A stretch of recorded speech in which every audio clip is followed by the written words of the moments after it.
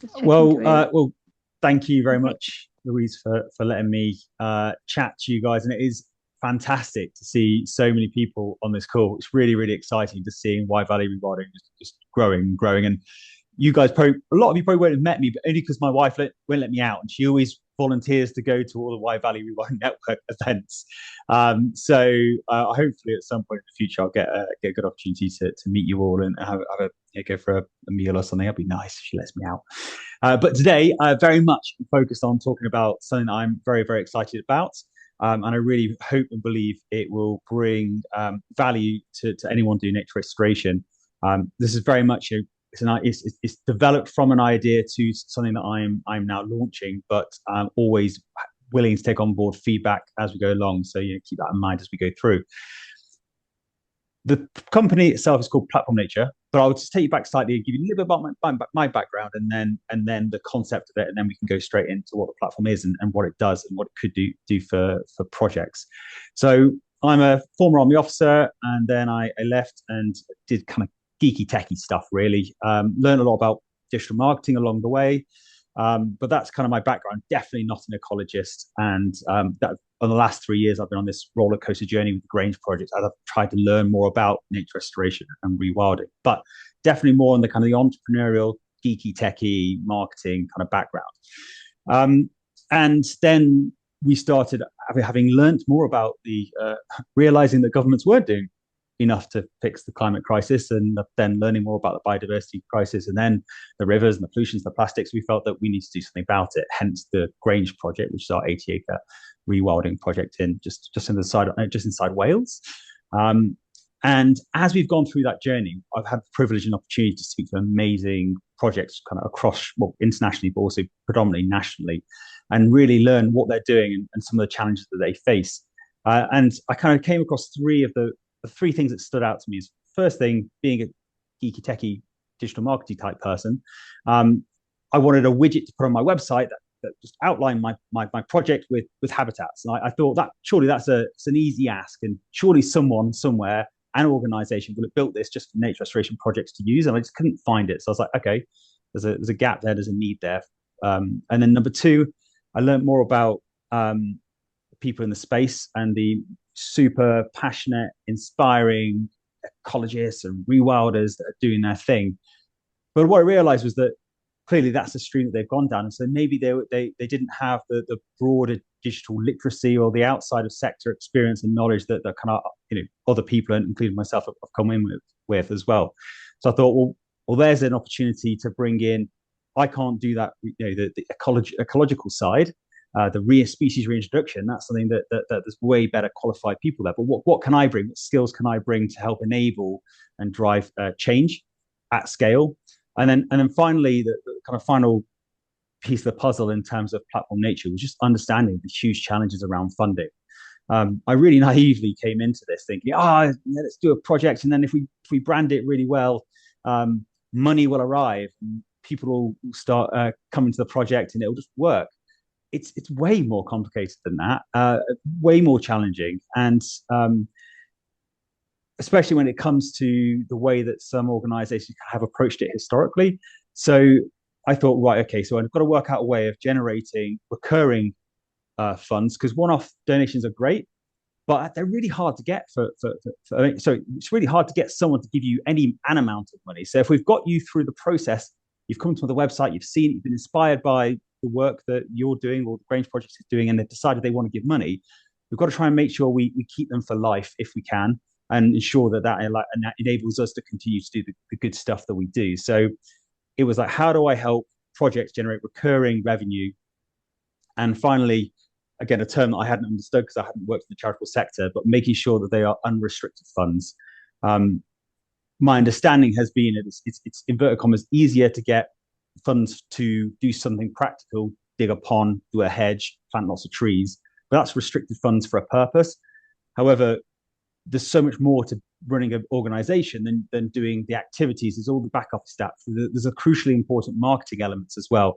So it's like, how do we generate unrestricted funds to allow organizations to put money not only into the visible stuff, but the not so visible stuff to drive that real change, that build security so they can plan and expand and all that good stuff. So that's hopefully one. But what the three things I'm hoping to achieve with Platform Nature going forward. Just going to pause there and let's try and share my screen to take you into it. Let me know if you can see the screen. Yeah. Mm-hmm. Perfect. So, welcome to Platform Nature. We are currently in our alpha launch phase. So that's essentially looking for our first 20 trailblazers or guinea pigs. So let's pick your own word there, but super supportive organizations and people and landowners that see the value that Platform Nature can bring and want to start using it sooner rather than later. And as part of that journey, I'm working very closely with them. They're providing some really valuable feedback that allows me to keep on building, tweaking and improving for the actual kind of proper use cases. And the main effort is to allow landowners to build a community and to generate recurring revenue. They're two major things I think. And this is focusing specifically on engaging the general public, the people around your project, to get them interested in what you're doing and get them so interested they want to support you financially to enable you to continue to do the good work that you're doing. There's lots of platforms out there looking at B2B, business to business kind of sponsorships or supports. There's biodiversity net gain, there's carbon credits, there's lots of things out there. We're not focusing on that. We're focusing at the individual giving level and the technical level, so the digital technical level.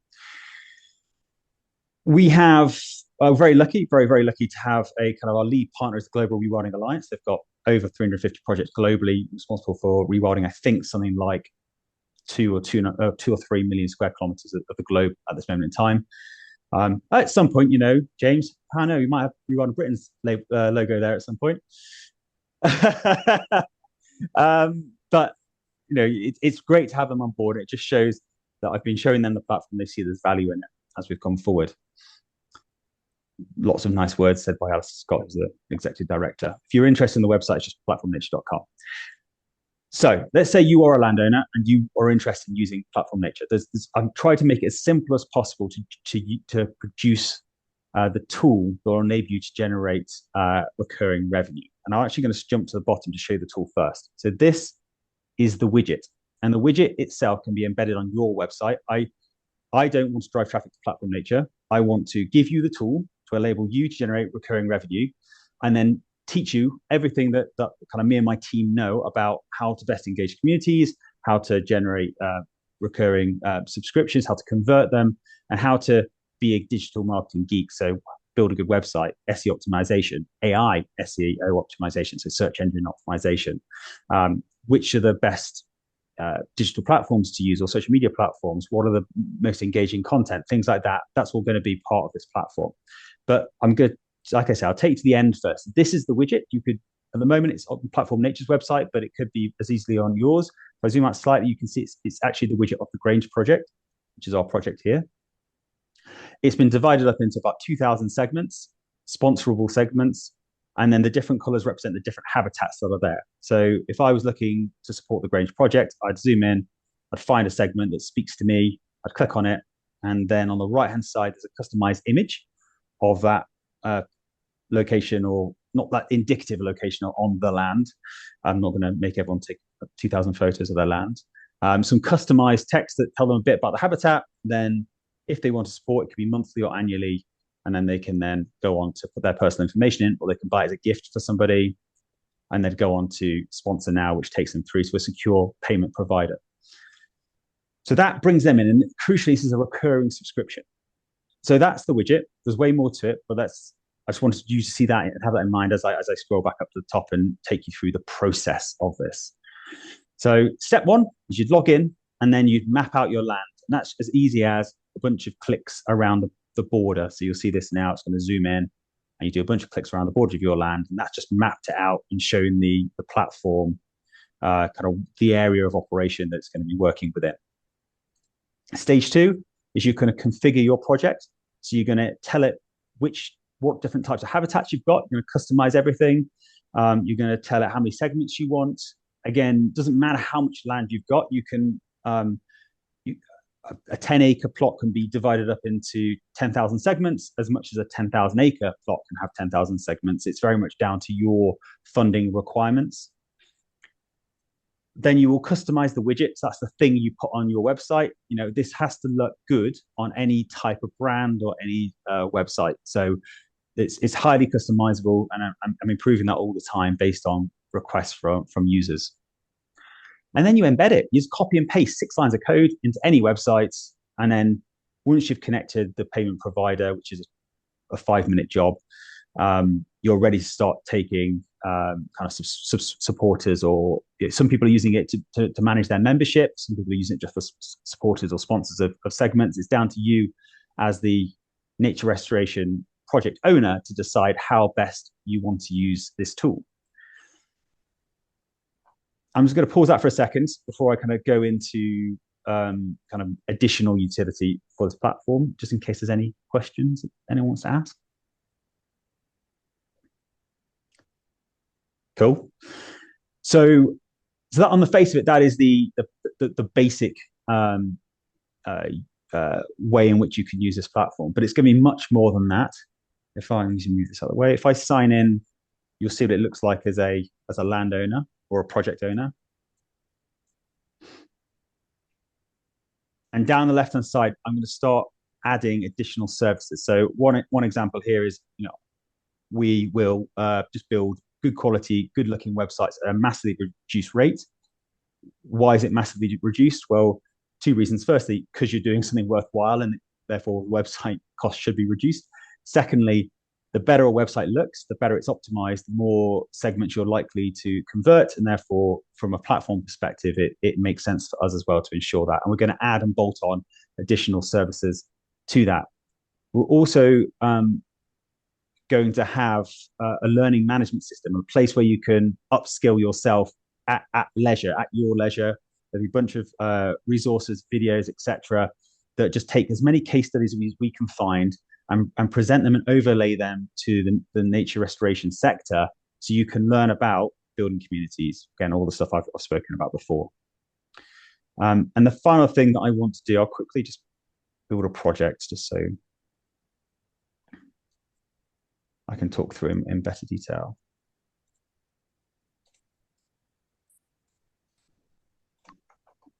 Oh, I mean, probably worth mentioning here is I'm also equally as excited. You can tell I'm generally quite excited about the platform, but I want this to be a crowdfunding platform as well. So let's say you're a community group, like you are essentially. There's some land, an area you want to purchase. You can then map it out like you've just seen me do. Then you can select the land purchase crowdfunder as opposed to ongoing sponsorship, which is as if you already own the land. And you can set your goals, and then you can start collecting support without taking any money out of anyone's account until you hit thresholds. What I like about that is it becomes a very interactive way of garnering support. I'm currently having conversations with people like I had a wonderful conversation with the CEO of Triodos Bank, looking at getting funders and working out what's the framework going to need to look like. So in order to get an institutional kind of backer to lend us money at certain points. An example of what I'm trying to push for is, if you've got a land you want to purchase, you map it out. And if you can generate 20% of the land value in recurring membership support or sponsor us, then if we can get an institutional partner to guarantee them buying the land, assuming there's certain frameworks in place, they have to be structured in a certain way, and there has to be a certain, obviously, background check on the leadership of the organization, etc., then they will then guarantee to buy the rest of the 80%. Reason why I like that, and I think they will like that is because it's a recurring subscription. They know that barring some unforeseen circumstances, over 5 years, they know they will get their money back. Of course, they still will, and if it all goes wrong, they'll still own the land and they can sell it on and recoup their losses anyway, if they're worth it anyway. So I'm really excited by what this could bring, because it brings clarity to any community group. If they can hit a certain threshold, they know they could buy the land, and it's a cool interactive tool. Anyway, that's what hopefully will be useful. Demo. So this is what the project customization section looks like, but what I want to talk about here is let's say you've created the widget, it's going well, you've got sponsors, it's starting to populate. The next version of this platform that I'm currently developing now will be that once you've got your supporters, how do you keep them engaged? Well, where it's going to happen is you can log into the back end, just click on a segment, you then click a new button that will say update event. And let's say you've had a camera traps caught a curlew wandering down across the field. You can then upload that video. You can say really exciting events has happened. Here's a little bit of text, and you can decide whether it's a small, medium, or large event. If it's a small event, the nearest 50 sponsors will get an email saying, "Hi, you've enabled this cool nature restoration thing to happen." If it's medium, then it'll be the nearest 200 or whatever it might be, and then if it's large, it'll be the whole event.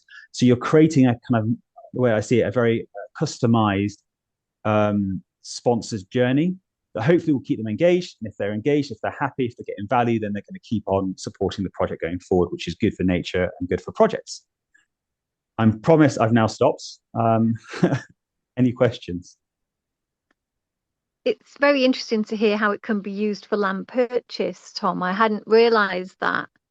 Um, but there has been a lot of land parcels come up for sale in the Wye Valley, and it's nice to think that we could kind of map those land parcels and just advertise it and let people know and see how far we could get potentially with fundraising as a joint purchase, possibly.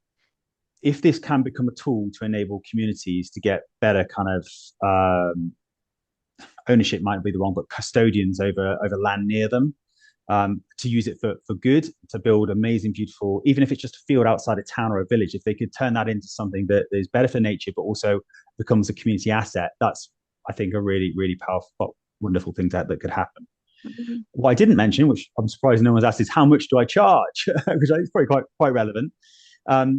Clearly, it's this is a has to pay for itself. So there's no charge to sign up. There's no subscription payments at all. The only thing that is taken is 5% of every transaction on the platform. That goes to Platform Nature, and then there's the payment provider, which takes, I think, 1.5% per transaction as well. So that's the current charging rate. What I am doing, though, is working with my greasy poles within different large organizations to suggest it'd be a really good idea for them to pay for the running costs of an organization, Platform Nature, for the year, which then will allow me to drop the commission down to zero, which will be good for them, because they will force multiply their investment into Platform Nature, because it's hopefully affecting more than just the £200,000, £250,000 to run the platform. Good PR for them, but then it's also good for nature restoration sites as well. There's a lot to think about for everyone, I think. And I'm not sure how many members have, big projects that they're looking for public sponsorship for and support, and how many are kind of people with their own piece of land that they are restoring for nature. I think, we've got quite a range within the network, but it's really good to hear about, and it could be useful for some of the bigger projects. Mine's not so much a question, but more just to say, Tom, I think it's brilliant, and I think it's fantastic that it's coming out of Wales and, from a rewarding project. I think the fact it's multifaceted is really versatile, and I think, here's an important first step in attracting finance, is having a platform to talk about, which land's interested and to what extent and for what. So. Yeah, I guess if anyone's even remotely interested, I'd encourage them to engage, because, at Rewarded Brit, we do really like it. What we experience is, like, the organisation talks about itself as having grown, and, we've got to 33 people, but that's not very much actually for the whole of Britain. We've got people from west of Falmouth to north of Edinburgh, so we can't get involved in everything, but we've shared this across the 1,000-strong network, and we've had a lot of interest in it, haven't we? And I think, the Isle of Arran and the community project up there, I think, has joined already, hasn't it? And, I think it will continue to grow. We felt it really holds its own against some of the stuff that bigger, richer organisations like Nattergal have put together. So, proper hats off to Tom. No, I really appreciate that, mate. And in terms of the kind of projects we've already got on board, we've got a 1,500 acre, Broughton sanctuary are onboarding. We've got obviously Tina Tia being onboarded at the moment. We've got going down to Cornwall Wildlife Trust tomorrow to present to their senior leadership team. We've already got Matt, who's the CEO. They've seen it and liked it and wanted me to come down and present. We've got that's obviously the larger ones, but I'm as excited, by the smaller projects who are near to their kind of more community bases. So we've got small landowners that have got 4 acres that they want to use that to keep pushing forward what they're doing. We've got an amazing charity called Citizen Zoo. They're exploring bringing that into London and using the tool to generate obviously revenue based off kind of council owned land there that they're helping manage. So there's really lots of opportunity there.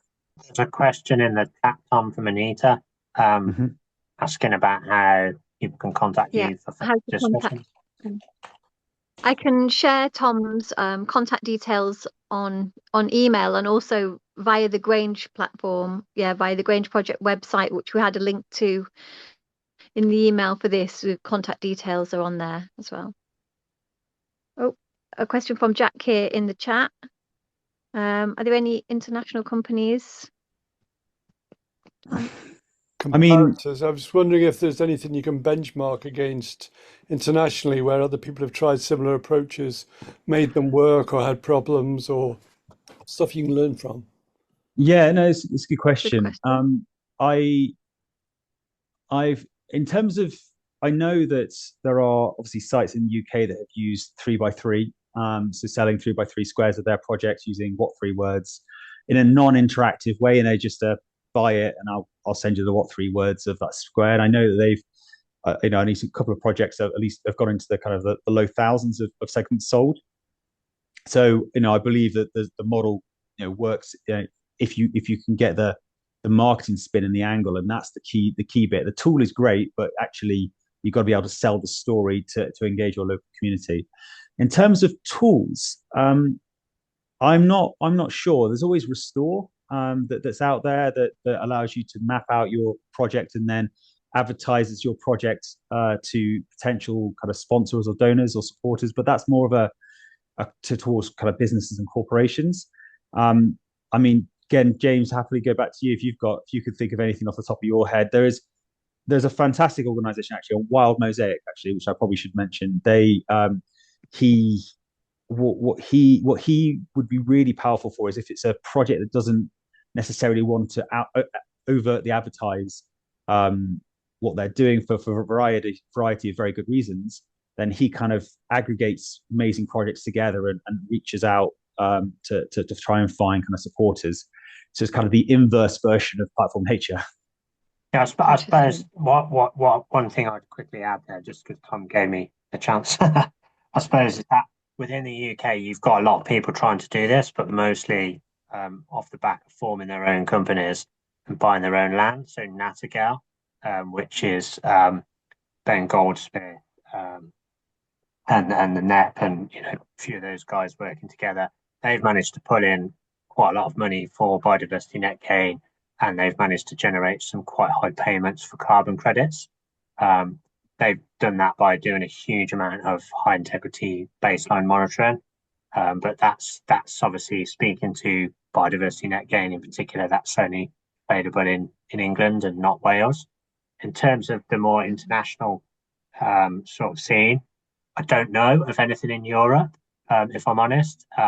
What I would say is that most conservation and really high quality rewilding is led by the state and state sort of departments within Europe. So like quite unusual, I suppose, in Britain in that we try and get the third sector or private individuals to do a lot of it. I guess countries where I don't have enough knowledge but might be more advanced are, countries like New Zealand, where subsidies were really delinked from just owning land or production a long time ago. And, much more of the private market was brought in, but I don't know how much private finance has helped. And then I guess, you've got developing nations where people are doing sort of like structural investment. But again, I don't know of any platforms per se. It tends to go out through financial institutions, through to charitable organisations, and sometimes even aid agencies, where I'm aware of it. Go on, Pat. Thought you. Just a tiny thought. Yeah, and I'm sure we're all keen to wrap up, but just a very tiny thought on the two speakers that we've had tonight, and I wonder if there is um, opportunity on the policy side, perhaps, to encourage government one way or another, whether it's through how they disperse funds and subsidies and what have you for nature friendly activities, and a platform like Tom's, right, and how those things might be able to be, how we might be able to kind of advocate through something like the Welsh Rewilding Alliance to say, look, that the government should be getting onto this, and I don't know, match funding if people are prepared to dig into their pockets and pitch in and support a rewilding project. Well, maybe there could be match funding coming from the Welsh government to support that via the same platform or something like that. I just wonder if there's a potential synergy there. It's a good point there, Pat. I mean, I'll jump in quickly for kind of, I suppose James is jumping, but just because James probably doesn't know this, but I'm actually speaking to the Development Bank of Wales, and they've indicated that if it comes through the Welsh Angel Network, I'm fundraising at the moment for seed investment, that they will match fund the investment. So that's really quite exciting, and we're pretty much. I don't want to speak too soon. But I'm hoping to be there at some point in the next month or two, which is really quite exciting from our side. But I suppose that feeds into the narrative of, well, you're already backing this platform. So is there a wider conversation to be had? Those in response to policy, yeah. And the more specific, the better. For the Welsh Rewilding Alliance, there are obviously quite a lot of organisations and other ENGOs working on trying to mobilise private finance. I guess how much emphasis we put on it will depend on what happens in May at the elections. Plaid Cymru have said some quite favourable things. I'm assuming, the polls are suggesting that they're going to be in some form of coalition and in control. They've been quite variable on their support for things like private finance for carbon. Well, if there's no more questions, then we'll say thanks to both Tom and to James. Yeah, thanks for everybody turning up and giving up their evening. It was very interesting and I hope useful for people. Our next talk is on about managing grasslands to benefit invertebrate populations. So that's much easier for me to understand as an ecologist. So I'm looking forward to that one too. Okay. Thanks, Aria. Thanks very much. Bye-bye. Okay. Bye-bye. Bye-bye. Bye.